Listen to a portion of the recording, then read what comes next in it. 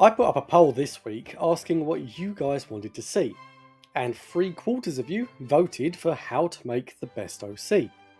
So I've been racking my brain thinking of a way to best show you guys how to go about making an OC.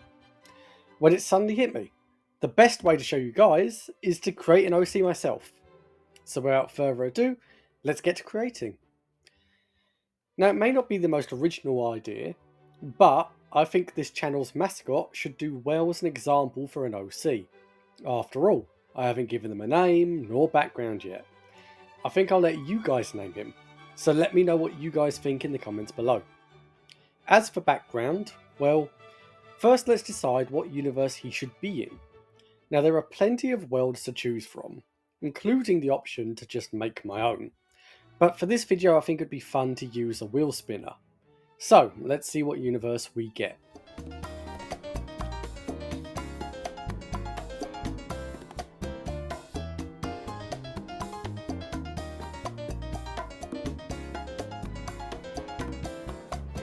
Oh boy, Xmen. So my first thought was if my OC would actually fit into the universe, as I immediately imagined characters such as Rogue, Wolverine, Professor X, and so many more that just appear to be human. Then I remembered this guy, and this one, and this one, and this one. So I don't think my OC would have a hard time fitting in with the rest of the gang. Now I have my OC designed, very original with an animal in a suit. This hasn't ever been done on YouTube before. And we have selected the universe that he now canonically belongs in. Time for the fun part. Since he is in the Xmen universe, we need to come up with abilities and backstory. Now I have a few ideas for abilities. They must of course centre around his physical appearance, as that is the most obvious trait of his. To start us off, he needs to be highly dexterous and able to climb just about anything. Think along the lines of advanced parkour. His second power has got to be a screech ability, a supersonic sound wave that can be used to attack. Both of these powers, I feel, are balanced and don't ruin the overarching vibe of the universe he is being placed into. A third ability I'm toying with is the power to shapeshift into a Hyrax and back.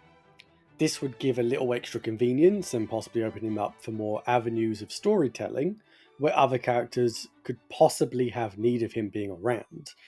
But, as I've been led to believe, only the strongest of X-Men have a third ability, so that's why I'm having an issue deciding whether he should have it or not. It's not a broken ability, but he isn't going to be a strong character. At this point, it's also useful to consider whose side he's going to be on. Now, I'm leaning towards more of a neutral third party, who will occasionally help the X-Men if it's beneficial for both parties, as I feel that by doing so, it gives a canonical reason for him not showing up in a lot of the stories, as well as it also provides an insight into him as a character, as just by this action, or lack thereof, you can get an idea of what this OC believes and how he thinks. Now, backstory. I'm not thinking of breaking new ground here, as I feel it's important to remain consistent with the X-Men universe. This character was a late bloomer. With his mutation being very hard to hide, he was forced out of the small rural town he was a part of, and having never been quote-unquote rescued by the X-Men, it gives him a reason for his lack of ever needing to join them, or feeling like he needs to join them. With that being said, he also doesn't want to really harm people, and as such, he doesn't feel the need to join the Brotherhood. And I also wanted to just point out that I did look up what Magneto's group was called, and according to Google, they canonically call themselves the Brotherhood of Evil Mutants. which I feel kind of gives the wrong idea about the way they're going. This is where I would deem the OC to be completed, and where I would allow the story they are part of to give the audience more understanding behind them. As you may have noticed, I placed a lot of my points into if they would fit the universe they're going into. You do not have to do this. OC creation is a personalised art form. However, it is my opinion that if you want people to take your OC more seriously, you need to make sure they fit. Otherwise, you run the risk of your OC being chalked up as a self-insert, and if that happens, people will not take the story seriously. I even asked my partner what she thinks of self-inserts, as she is far more into the fanfiction side of things.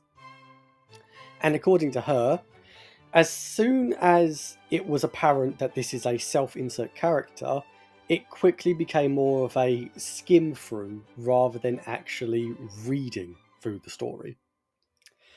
I would also like to note that I have not gone into personalised interactions with other canonical characters.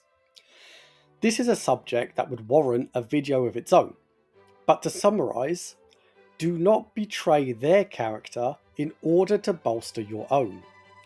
This is a very common mistake and will turn audiences off of your character as a result.